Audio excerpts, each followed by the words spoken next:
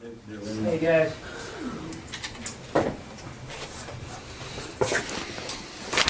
There's a happy face. Hidden behind the mask, I can't tell. All right, a couple things at the top. We'll get right to it. As some of you know, General Gus Perna, who serves as the Chief Operating Officer of the Countermeasures Acceleration Group, was going to retire at the end of the week. His deputy, retired Lieutenant General Paul Ostrowski, a 35-year veteran himself, will also step down from his position as Director of Supply Production and Distribution and return to civilian service. Both leaders were selected due to their vast experience as experts in logistics and acquisitions to lead an incredible team, including the best of government, industry, and academic professionals, to develop, manufacture, and deliver safe and effective vaccines and therapeutics for the American people.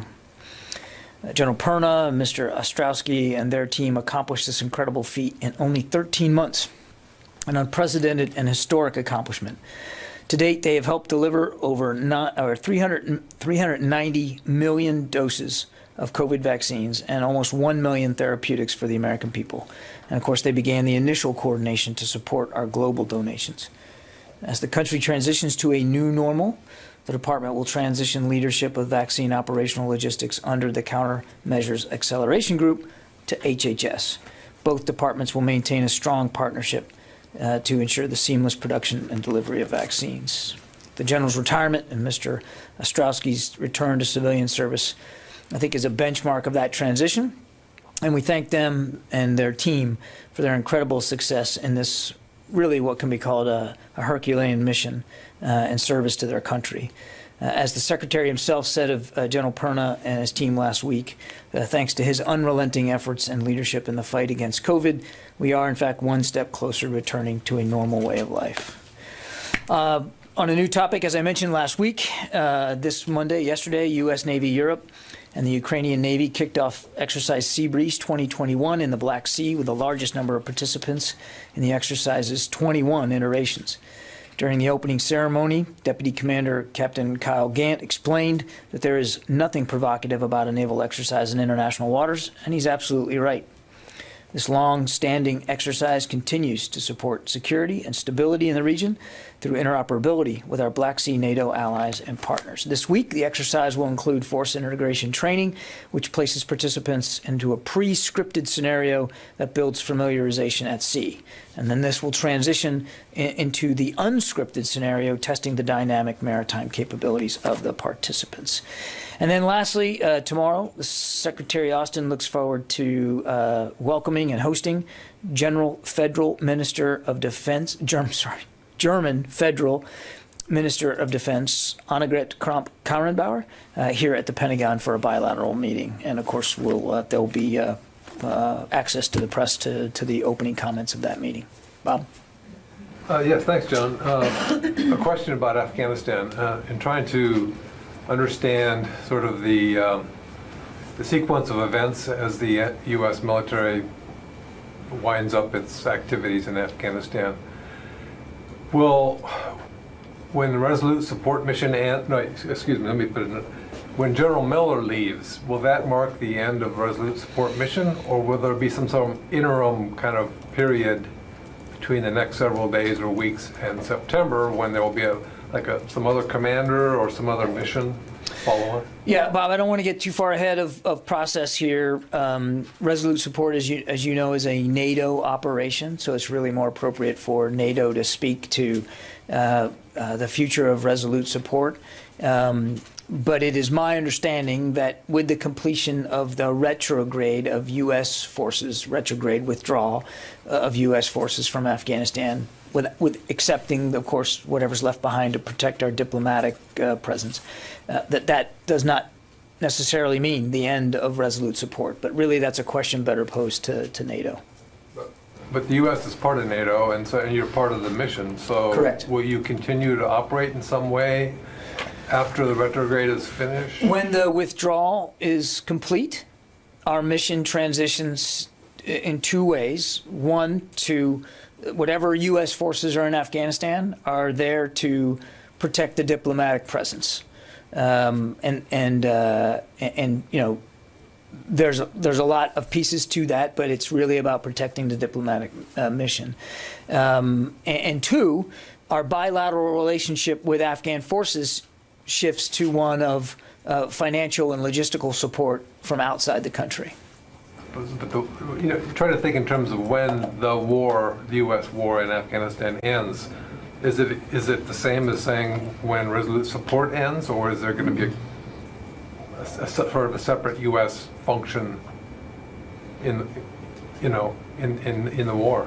Well, I mean, again, the removal of combat forces, which is what the retrograde is all about, ends the combat mission in Afghanistan for the United States. And what's left, again, is enough force posture to protect our diplomatic presence. And that's going to be the focus of U.S. forces in Afghanistan once the withdrawal is complete.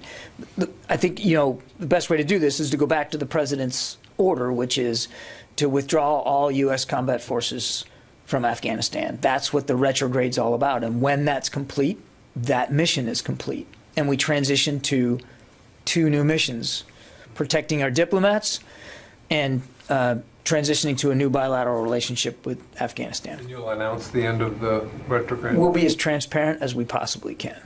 Hey, John, along the lines of financial and logistical support, the Afghan press is saying that the U.S. will provide 37 additional Blackhawks to the Afghan military and 2 fixed-wing aircraft. Can you say anything about that?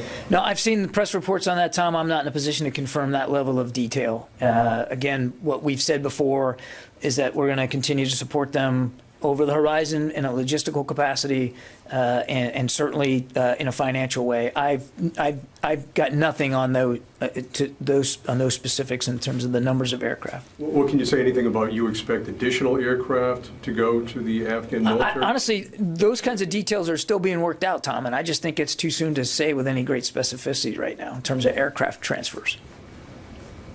Carla Babb. Hey, John. Thanks for doing this. I have 2 questions, 2 different topics, if you don't mind. First, on Green Village, the situation there in Syria. How many rockets were fired at U.S. forces? Can you please describe the damage and tell us who launched these rockets? And then I have a follow on Afghanistan. Yeah, Carla, we're still assessing the rocket attacks, so I'm not in a position to get into specifics about the number of rockets, and we're still assessing attribution on this. I mean, I think we're all working under the assumption that they were fired by Iran-backed militias or militia. We don't have specific attribution. And as for damage, there was some structural damage to 2 buildings that I know of on that compound. And again, you've seen our reporting on this, that there were no U.S. casualties as a result. Thank you. And then on Afghanistan, the AP's reported that there will be 650 U.S. troops at the embassy, hundreds more helping the Turks with the airport security. Can you confirm that? And in light that the Taliban has doubled the number of districts it controls since May 1st, that's according to FDD. So in light of that, in the wake of that, is the Pentagon and the administration rethinking its post-withdrawal strategy to include defensive strikes against the Taliban in addition to the strikes against ISIS and Al-Qaeda forces who threaten the homelands of the U.S. and Western allies? That was more than one more question. On the numbers, no, I've seen the press reporting by the Associated Press. I cannot confirm the specific numbers. Important, though, to keep in mind that, as we've said, we're going to have a certain amount of U.S. troops remain in Afghanistan to protect our diplomatic presence. We have to do that.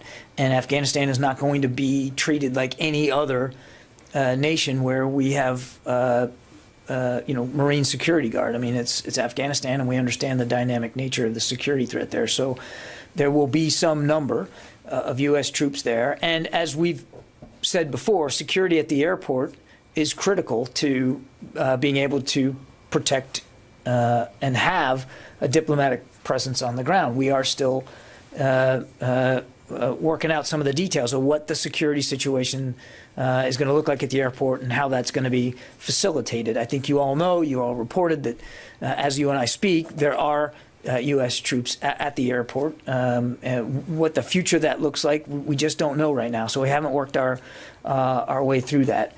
And on future missions, I'm simply not going to speculate or hypothesize, except to say, as I told Bob, once the withdrawal of combat forces from Afghanistan is over, we will have two new mission sets at DoD. One is to have a presence in Kabul that is sufficient to the task of protecting our diplomacy there, and two, to have a relationship with Afghanistan, a new bilateral relationship with Afghan forces that is designed to help continue their needs for competency and capability in the field, but it'll be over the horizon logistical support and some financial support.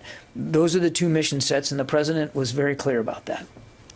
So is the administration okay with the Taliban taking these many gains and potentially taking over the country of Afghanistan? Carla, we have said before, the violence remains too high, and we're all aware of the security situation in Afghanistan. I think you saw General Miller speak to that earlier today, concerns over the security situation there. What we want to see, what we'd like to see, is the Taliban return to the peace process in a credible way.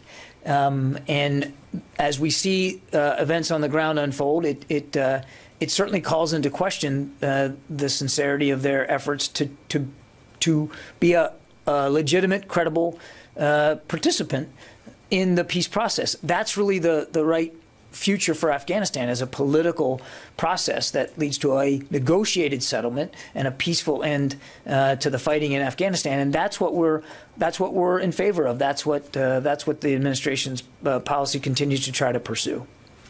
Megan? You said you knew of 2 facilities in Syria that were hit yesterday. Were there people in the facilities? You're talking about the rocket attack. Yeah, the rocket attack.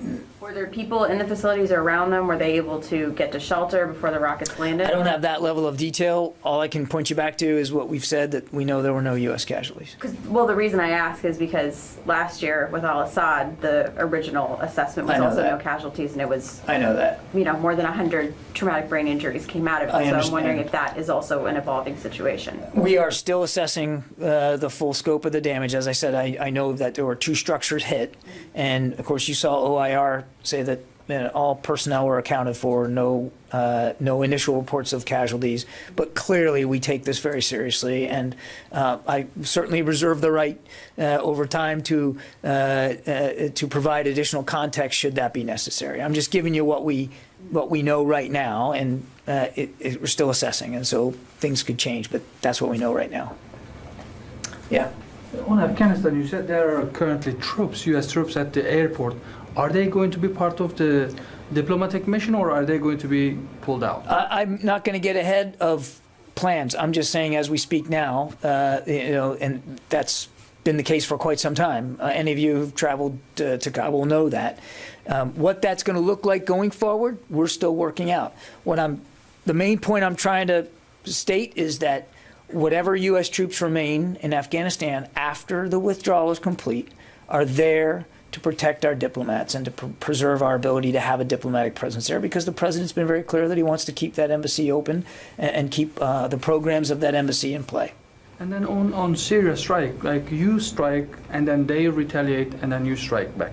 So the first strike that you made on the Iranian-backed militias, was there an imminent threat coming up, or it was a pre-planned strike that you planned and you go ahead strike? Well, I think you got your back and forth a little bit backward there. I mean, we chose to strike at these facilities after having come under attack for quite a number of weeks by both UAVs and by rocket and mortar attacks on our facilities and our people. So not fair to say that the U.S. struck the first blow here, but as we've said repeatedly, we got to protect our own people. The president's serious about that commitment, and clearly these attacks were ongoing, and so these strikes were designed to get specifically at the kinds of threats that were coming at our people, particularly from UAVs. And it was directly tied to the kinds of attacks we've been seeing. Okay? Yeah, sure. So if this is a threat that's been ongoing for weeks and months, then why the timing of Sunday? Why now, the U.S. strike? Well, Courtney, there's lots of factors that go into timing, including necessary intelligence assessments that give you the assurance that you're hitting the right targets, the ones you want, and that you're hitting them at a time and a place of your choosing in such a way as to also minimize civilian casualties and collateral damage. You know this. There's a lot of factors that go into targeting, and a big piece of the targeting is the when.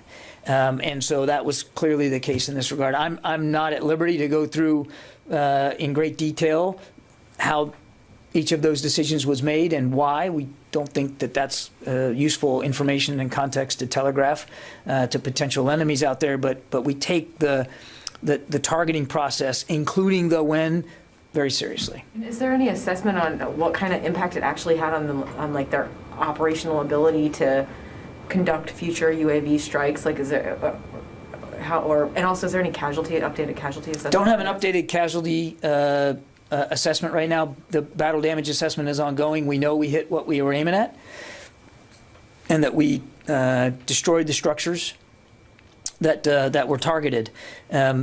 These structures were directly tied to specifically the threat from UAVs. In terms of the logistics and maintenance of them, the command and control of them, launching and recovering of them, and perhaps even transfers of equipment and system support. So we're very confident that these structures were tied directly to the kinds of threats from UAVs that our people and our facilities were under. Transfer from Iran to?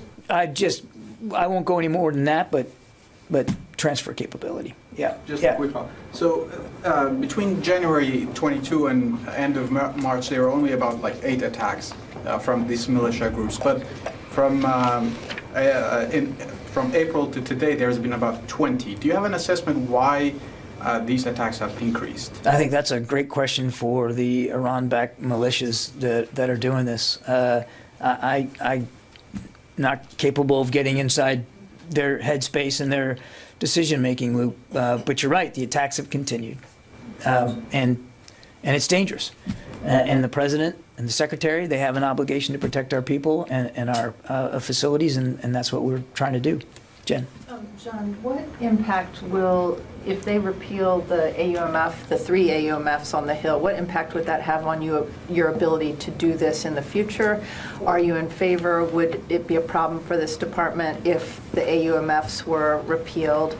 And back to Bob's question, how do you plan to mark the end of the Afghan war? It seems as though no senior leaders are flying over there. Is there a ceremony plan, or are you just going to kind of go out quietly in the middle of the night? Thanks, Jen.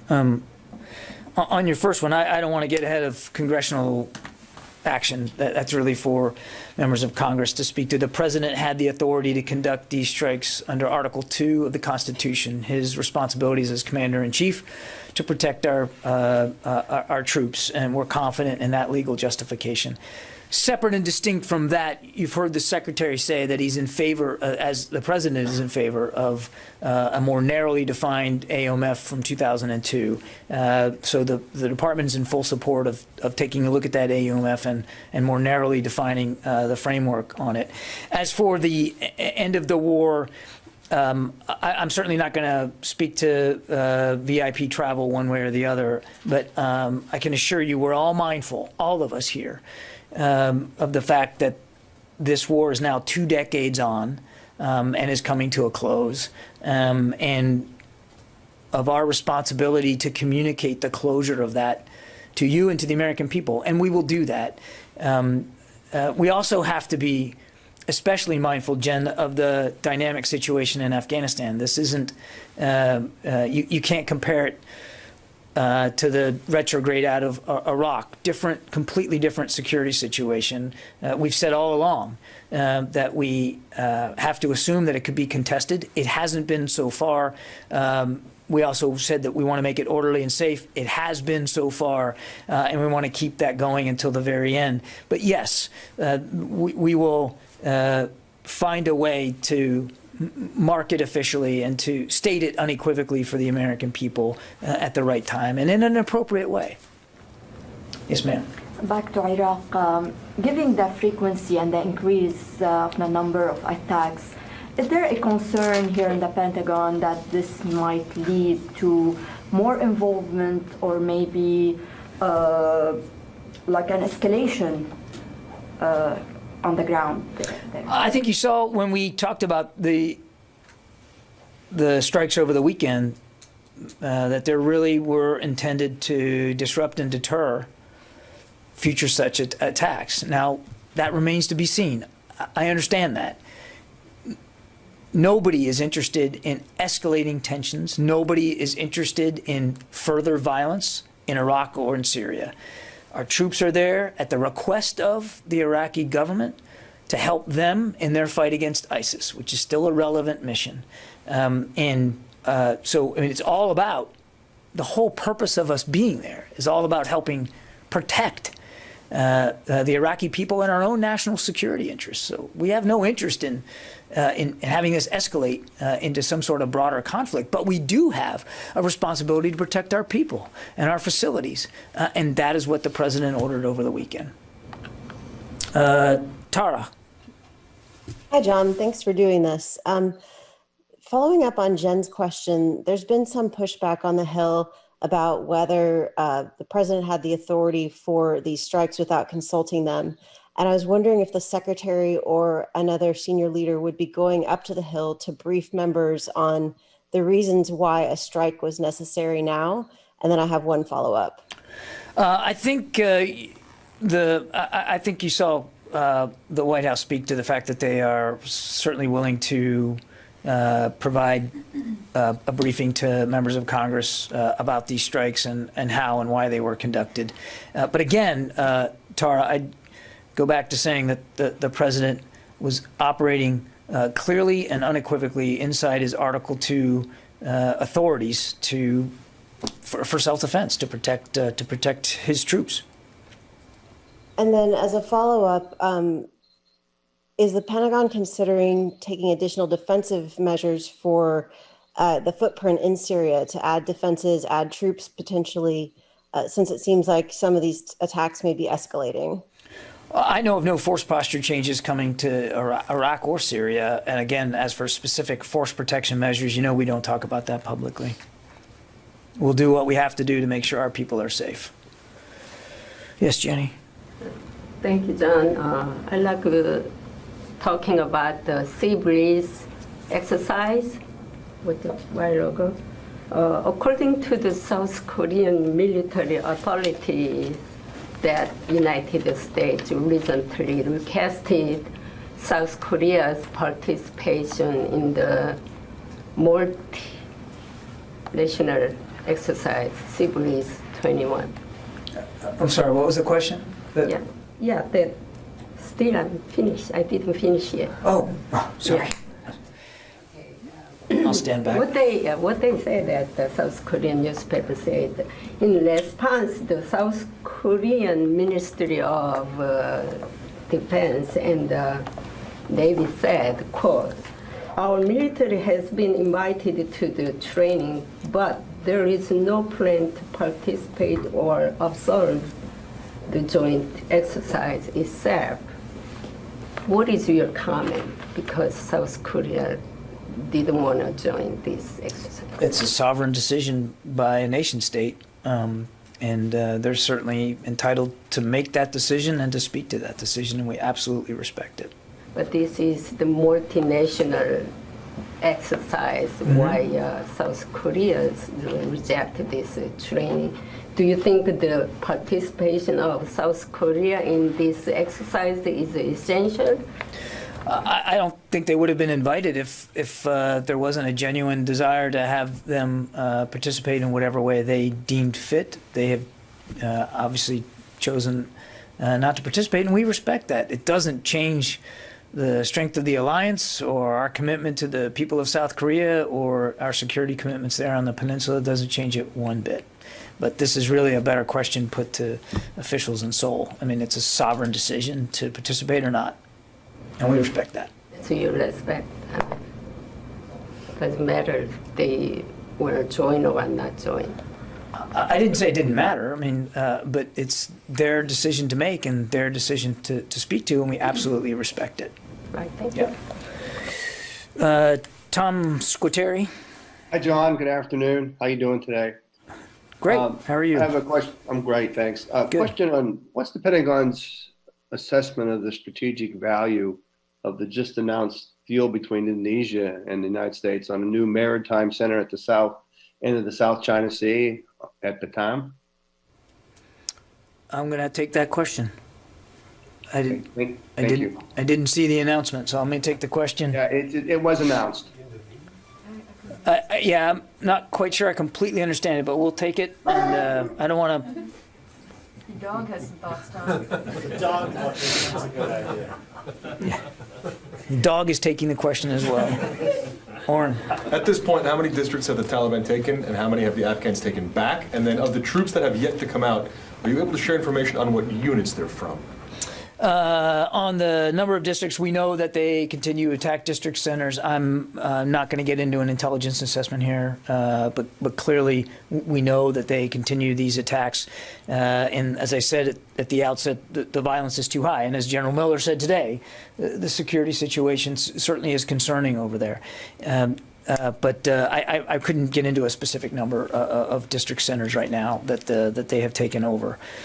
What's important to say, and I'll say it again, is that we want to see a peace process that's credible and Afghan-led and leads to a negotiated settlement. And that's what we all want to see the Taliban commit to, is to sitting down at the table and working through this negotiated settlement, because a political solution is really the best solution for the Afghan people, and nothing's changed about the United States' desire to see that end. I don't have a breakdown of units that have left or are leaving and where they're going back to. That's really a better question put to CENTCOM. I just don't have that level of detail. But as you well know, Oren, there wasn't all that many troops left in Afghanistan when President Biden took office anyway. So it shouldn't come as a shock that we're able to move them out at a brisk pace. And again, we're trying to do this in a very safe and orderly way, understanding that the security situation is still dynamic. Yes? Oh, thank you, John. I want to ask you about the U.S. Philippines relations. Last week, the Biden administration approved the potential sale of the F-16 aircraft and advanced missiles to Manila. Does that mean to where?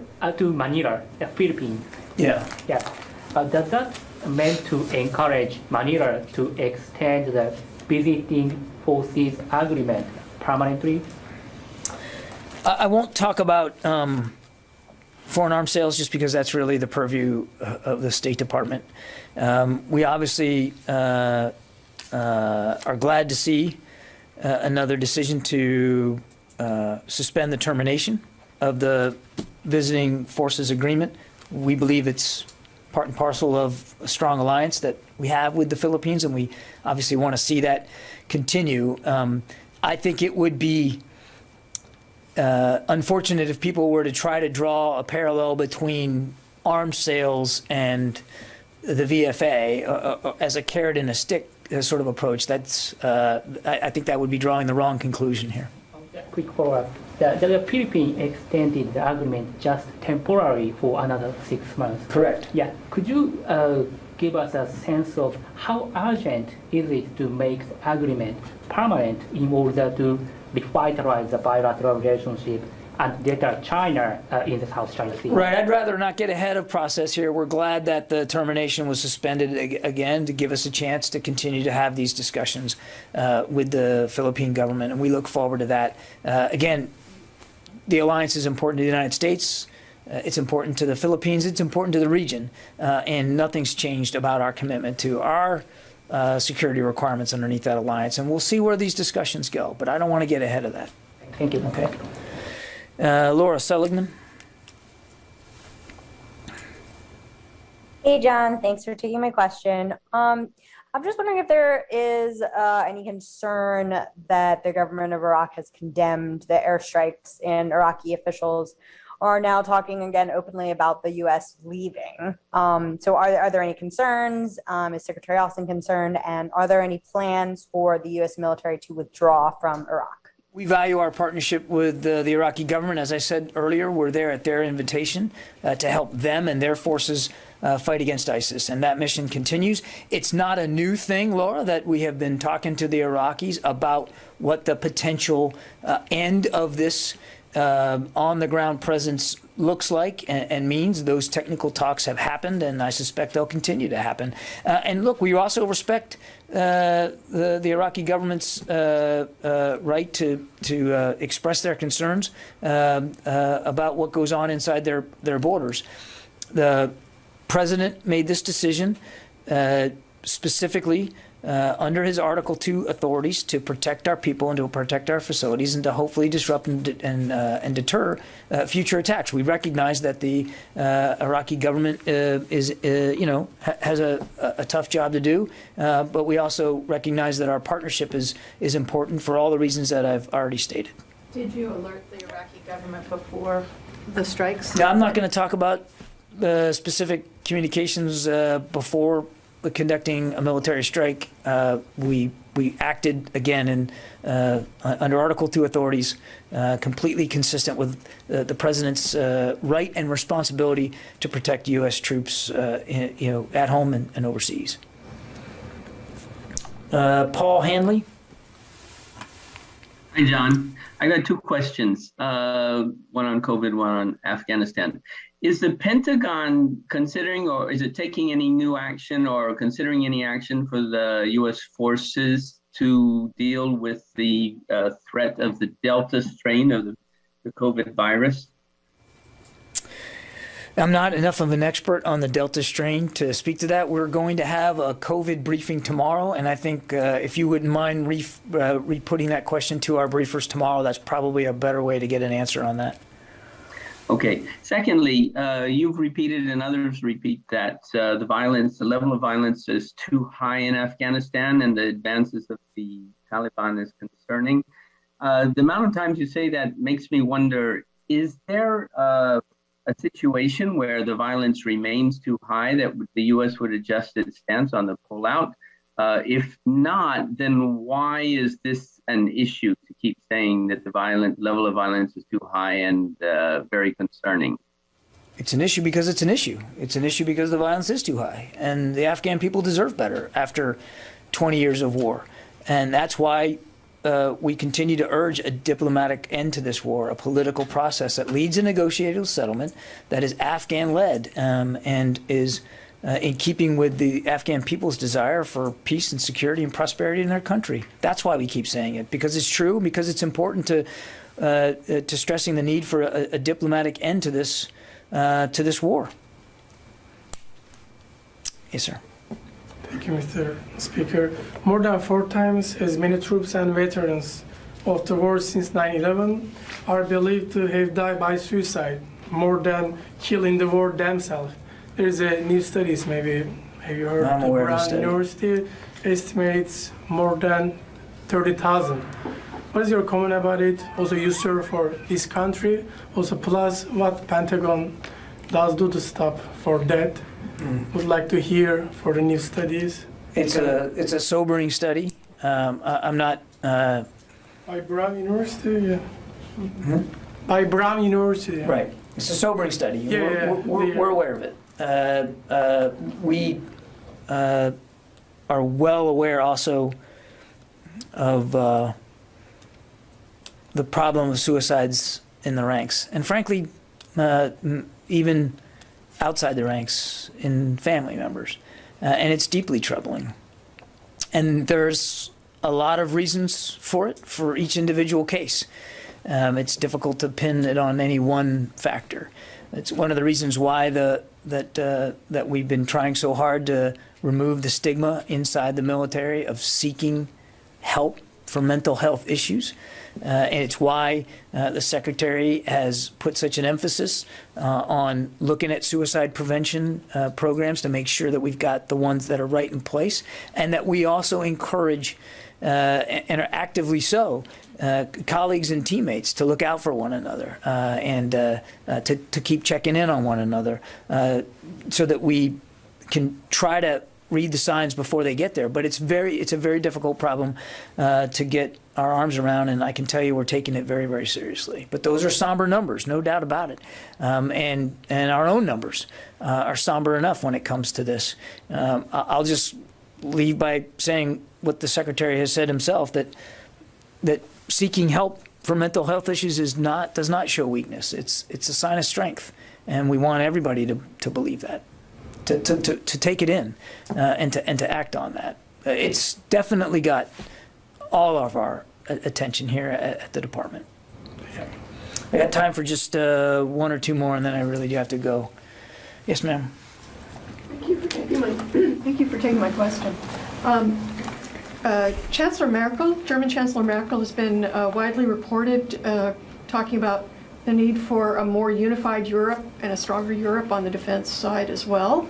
Looking ahead to tomorrow's visit, would you care to talk a little bit about the U.S.-German defense relationship going ahead? It's a very strong bilateral relationship. One of the Secretary's first overseas trips was to Berlin to meet with Minister Kramp-Karrenbauer, and we look forward to having her here tomorrow as well to continue that relationship and continue that dialogue. Germany's a critical ally and a good friend, and we look forward again to having a very strong bilateral relationship going forward. If a member of the military is in pain, do you encourage them to go to the doctor? I would think yes. If they're in pain, to go see the doctor. Why, if they're in mental pain, aren't they encouraged then to go see the doctor? They are. That's kind of the attitude. What's the attitude? Just in terms of thinking about it, not just as mental health, but in terms of internal pain. I think we're talking about a distinction without a difference, ma'am. There's absolutely no communications coming from department leadership that if you're in mental anguish, that you can't seek help. We want you to seek help. We want you to raise your hand and tell somebody and get the help you need.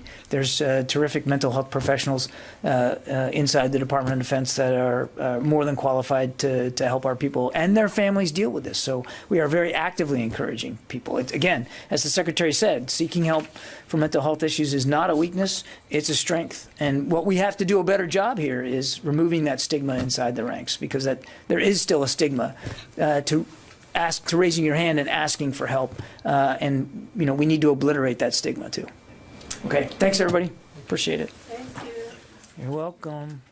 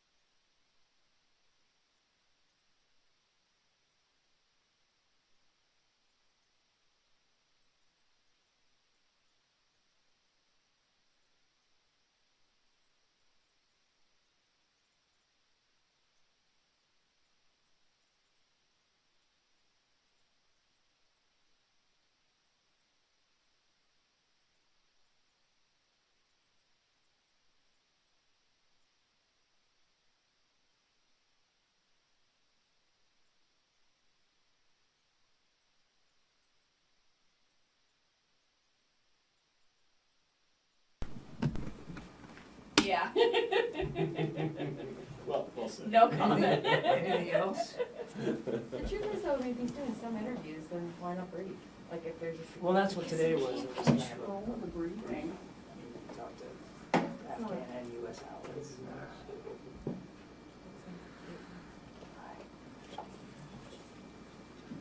You can do it via VTC, there's Zoom, there's Teams. Possibilities are endless. It's not like I haven't tried. He can even decide to only take like 2 or 3 questions if he really wants, but so he can Yeah, get in front of everybody. I don't disagree. Okay. Or if not, like, is there like a ground guy there we can talk to or something? Is there anyone who can just do like Not a lot of a people straight live. retrograde, like the old IJC kind of job? I know that doesn't exist anymore, but something like that. Almost everybody's